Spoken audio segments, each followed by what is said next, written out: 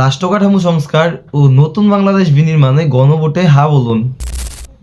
একটা দুঃখের বিষয় হইতেছে ভাই, এত কিছুর পরে আমরা হা ভোটের পক্ষে ক্যাম্পেইন করতে হইতেছে। আজ 11 তারিখ, কালকে 12 তারিখ, অর্থাৎ কালকে জাতীয় ত্রয়োদশ সংসদীয় নির্বাচন। আজকে রাত্রে আপনারা অন্তত একটু কষ্ট করেন, যে আপনারা যারা আছেন ইয়ং জেনারেশন, আপনারা গ্রামে গ্রামে পাড়ায় পাড়ায় মহল্লায় মহল্লায় একটু টহল দেন। আজকে একটু নজর রাখেন। আগামী 5টা বছর শান্তিতে থাকতে চাইলে আজকে একটু কষ্ট করতেই হইব। কারণ কিছু অসৎ লোকের আছে যারা টাকার বিনিময়ে গ্রামের সহজ সরল লোকেদের কাছ থেকে বা আমাদের মহল্লার যে সকল দিনমজুর আছে ওদের মূল্যবান ভোটগুলা কিনে নিতেছে 500 বা 1000 টাকার বিনিময়ে। সো ওই সকল লোকেদেরকে প্রতিহত করতে, ওদের বিরুদ্ধে কথা বলতে আমাদেরকে দাঁড়াইতে হবে, আমাদের যুব সমাজকে কাজ করতে হবে।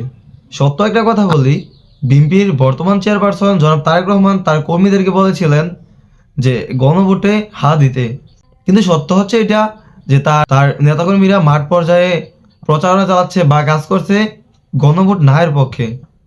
কেন ভাই? আমরা তো দেশটাকে সংস্কার করতে চাই, আমরা তো নতুন বাংলাদেশ বিনির্মাণ করতে চাই, আমরা আমাদের অধিকারটুকু বুঝে নিতে চাই। সো আমরা কেন ন্যায়ের পক্ষে কথা বলবো না? কেন ইনসাফের পক্ষে কথা বলবো না? আমরা সকলে হের পক্ষে কথা বলবো। এত কিছুর পরেও যদি আমাদেরকে হের পক্ষে ক্যাম্পেইন করতে হয়, তাহলে কেমনে ভাই? আর নয় স্বৈর শাসন।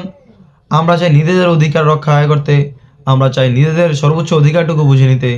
সন্ত্রাস চাঁদাবাজদের রুখে দিন, 12 তারিখ সারাদিন ন্যায় ইনসাফের পক্ষে ভোট দিন।